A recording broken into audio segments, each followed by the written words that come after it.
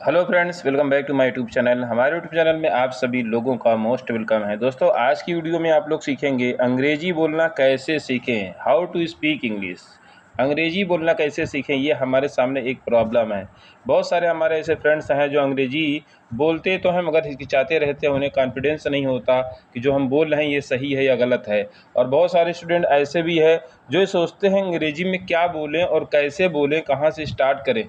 ठीक है, अगर आपके अंदर इतनी सारी कन्फ्यूज़न है तो वीडियो के अंत तक ज़रूर बने रहिएगा और पूरी वीडियो आपको अच्छे से समझाऊंगा ताकि आपकी इंग्लिश स्पीकिंग और अच्छे से मजबूत हो सके, आप दूसरों के सामने शर्मिंदा ना हो सकें। तो दोस्तों चलिए फटाफट अपने टॉपिक पर हम लोग आते हैं। दोस्तों, मैं हूं ओएस सर इंग्लिश टीचर और आज आपको मैं बेहतरीन जो है सिखाने वाला हूं वीडियो। ठीक है, इंग्लिश स्पीकिंग इस वीडियो में। ठीक है, तो चलिए बात करते हैं कि जो सेंटेंस हमने डेली यूज के दिए हैं वो सेंटेंस क्या है, वो आपकी आंखों के सामने है। आप देख सकते हैं यहाँ पर, कम टू मी।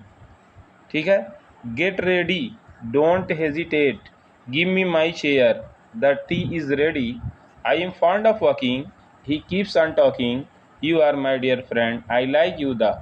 ठीक है, इतना सेंटेंस मैंने दिया। अब आप सोच रहे होंगे सर आपने ये दिया तो है, लेकिन इसको हम लोग क्या समझेंगे, क्या लिखा है।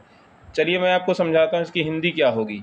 आप लोगों को जब इसकी हिंदी पता हो जाएगी तो हिंदी के हिसाब से आप इंग्लिश बना सकते हैं और इंग्लिश के हिसाब से आप हिंदी उसको ट्रांसलेट कर सकते हैं। दोनों चीज़ें आपकी हो जाएंगी। तो ये आपकी इंग्लिश स्पीकिंग बहुत ही बेस्ट होने वाली है।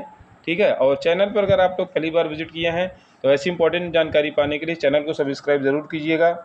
वीडियो को लाइक करके शेयर भी करिए ताकि हम आप लोगों के लिए ऐसी वीडियोज़ लेकर आते रहें और आपकी इंग्लिश मजबूत हो जाए। ठीक है, अब चलिए हम अपने टॉपिक को शुरू करते हैं। भाई, कम टू मी ना, कम का मतलब होता है आओ, टू मी माने मेरे पास। तो अगर कोई कहता है कम टू मी तो इसकी हिंदी होगी मेरे पास आओ। कोई आपसे क्या कह रहा है, मेरे पास आओ। या फिर आपको ये बोलना है मेरे पास आओ, वो को इंग्लिश में क्या बोलना है। ठीक है, अगर हिंदी की हम बात करते हैं, अगर कम टू मी लिखा हुआ है तो इसकी हिंदी क्या हुई, मेरे पास आओ। लेकिन हिंदी मेरे पास आओ लिखा है तो उसको हम लोग इंग्लिश में क्या बोलेंगे, यही बोलेंगे ना, कम टू मी। ठीक, तो आपको दोनों मैं बता रहा हूँ, चाहे आप हिंदी से इंग्लिश में जाइए और चाहे इंग्लिश से हिंदी में आइए, दोनों चीज़ों में कोई फ़र्क, कोई अंतर नहीं मिलेगा। और ये ऐसे सेंटेंस है ना, आप खुद देखो, लोग बोलते हैं कम टू मी, मेरे पास आओ। गेट रेडी, अगर ऐसा दिया है तो इसका मतलब होता है तैयार हो जाओ। भाई कहीं भी जाना है आपको, कोई कहता ना तैयार हो जाओ, बाज़ार जाना है, रिश्तेदारी जाना है या किसी मेले में जाना है तो सबसे पहले क्या होना होगा आपको, गेट रेडी यानी तैयार होना। कोई आपसे कहता है गेट रेडी, तैयार हो जाओ, या आप किसी के लिए आप बोल रहे हो ना, किसी को लिए चलना है, आप बोलोगे तैयार हो जाओ, तो उसको अंग्रेजी हम लोग बोलेंगे गेट रेडी। क्या बोलेंगे, गेट रेडी। तो ऐसा ही सीखना है आपको। कैसा लग रहा है दोस्तों?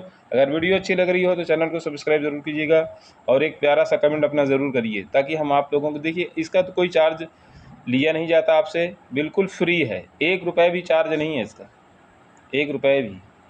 तो इतना अगर आप काम नहीं करोगे तो समझ जाओ आप अपने साथ नाइंसाफ़ी कर रहे हैं, हमारे साथ नहीं। अब उसके बाद डोंट एजिटेट, इसका मतलब क्या होता है, देखिए आप डोंट अगर कहीं भी लिखा हो तो आंख बंद करके मैं आपको बता रहा हूँ कि डोंट माने मत होता है, लेकिन आगे की मीनिंग आपको पता है तो ठीक है, अगर आप कमज़ोर हैं तो कोई बात नहीं, वो मीनिंग मैं बताऊँगा। हेजिटेट का मतलब होता है हिचकिचाना। अगर कोई कहता है डोंट हेजिटेट तो इसका मतलब होता है हिचकिचाओ मत। जैसे कोई अंग्रेजी बोलने में हिचकिचाता है तो ना, तो don't hesitate in English speaking.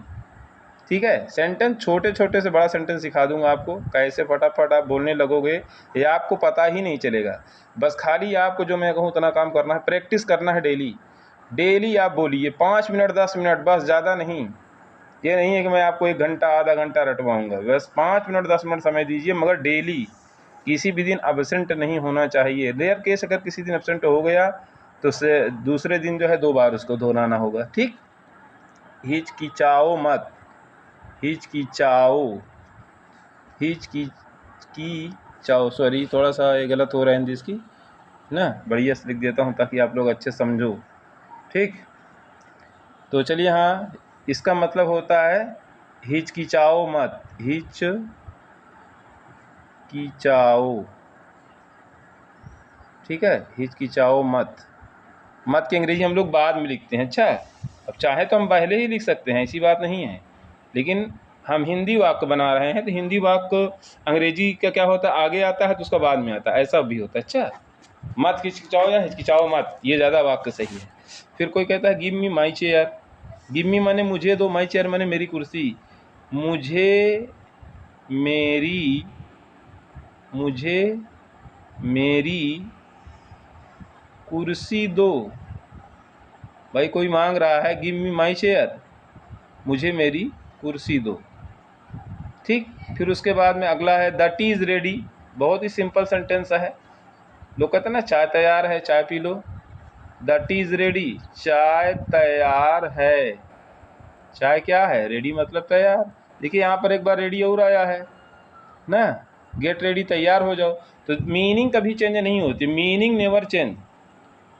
So I advice you learn English word meaning as you can learn. ठीक है, जितना आप याद कर सकते हो उतना इंग्लिश वर्ड मीनिंग तैयार करिए। भाई इंग्लिश बोलना है तो बिना मीनिंग के भी नहीं चल पाओगे ना, मीनिंग तो ज़रूरी है, वही तो हथियार है आपका। तो सिस्टम तो आपको बताया जाएगा, मगर मीनिंग तैयार करना होगा ना, और बताया जाएगा तो धीरे धीरे याद हो जाए। बहुत बर्डन नहीं लेना है ना, उसका टेंशन लेना है। टेंशन लेके करेंगे तो कुछ नहीं सीख पाएंगे। एकदम फ्री होके, एकदम माइंड सही करके, एकदम खुश होके सीखें। देखिए किसी भी कोई भी चीज़ तनाव, टेंशन या उसमें नहीं सीखा जा सकता है, जज्बात में, उसको लगाव होना चाहिए। आई एम फॉन्ड ऑफ वॉकिंग। अगर ऐसा सेंटेंस आ रहा है आई एम मतलब कि मैं, एम का मतलब हूँ होता है ना, मैं हूँ, मैं बाद में लिखूंगा। फॉन्ड ऑफ का मतलब होता है शौकीन। अगर कहीं पर फॉन्ड ऑफ आपको दिख जाए तो उसका मतलब होता है शौकीन। मैं शौकीन हूँ। हूँ की अंग्रेजी मैंने एम की इधर ले ली। अच्छा, आपको समझा रहा हूँ। आप वॉकिंग, वॉकिंग मतलब होता है टहलने का। किसका, टहलने। मैं किसका शौकीन हूँ, टहलने का शौकीन हूँ ना। ठीक है, मैं टहलने का शौकीन हूँ, मैं हूँ शौकीन टहलने का।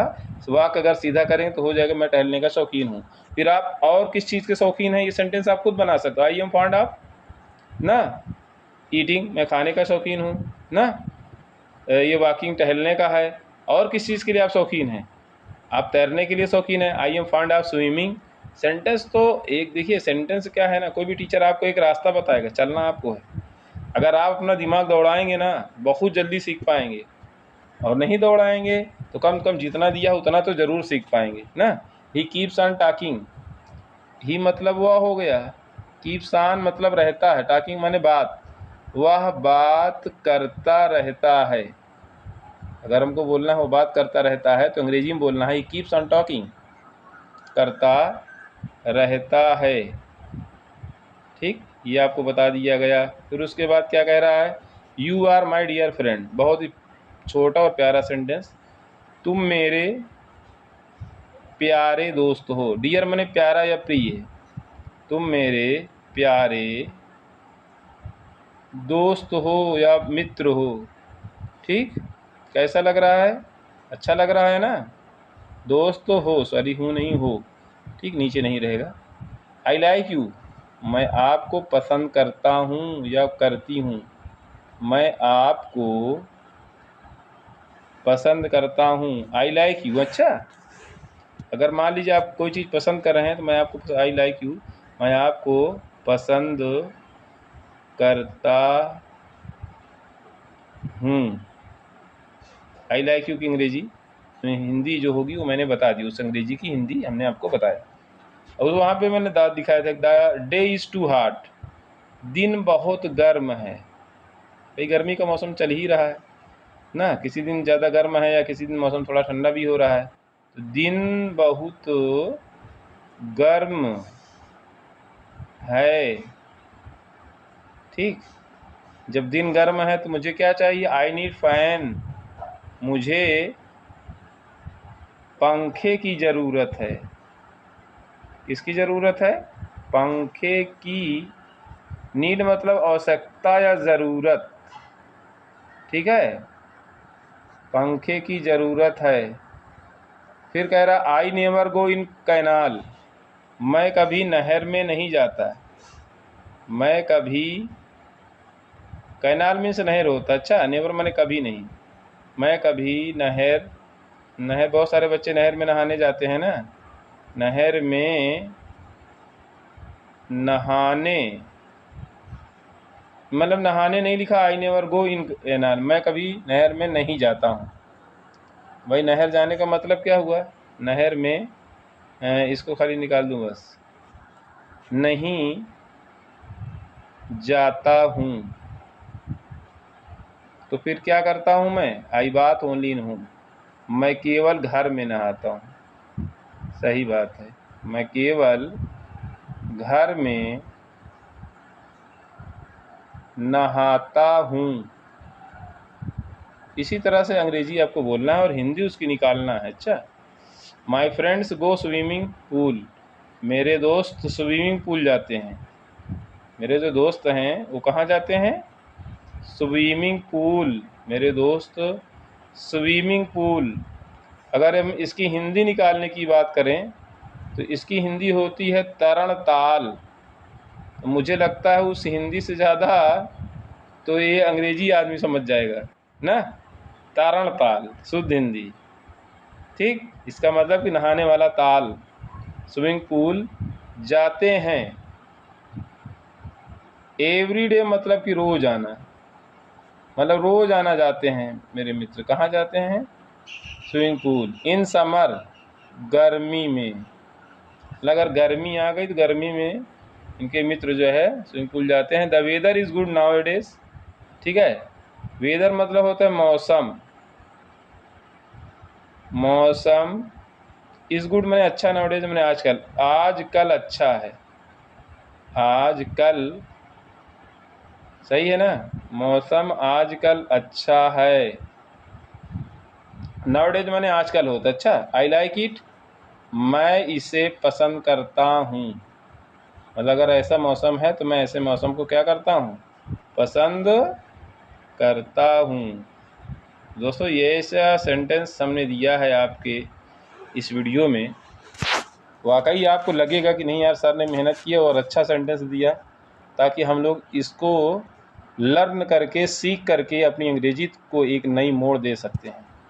तो ऐसे ही दोस्तों आप सीखते रहें और अच्छा सीखें, ठीक है। तो अगर आपको वीडियो लगी हो कि नहीं सर बढ़िया वीडियो थी भाई, तो सब्सक्राइब कर दीजिए इसको आप, कोई चार्ज नहीं है और इसमें ना तो कोई चार्ज लगता है। लाइक कर दीजिए और शेयर भी कर दीजिए। अगर हाइप दिख रहा हो आपके यहाँ तो हाइप भी कर सकते हैं, ठीक है। और बस एक प्यारा सा कमेंट ज़रूर करें। देखिए कमेंट से क्या है ना, हमको आपके आइडियाज़ का पता चलता है कि हमने जो ये सेंटेंस दिए आपको कैसा लगा, समझ में आया या फिर कोई कन्फ्यूज़न है, या अच्छा चल रहा है, या फिर इससे और अच्छा चाहिए, ठीक है। अपनी राय ज़रूर दें, ठीक।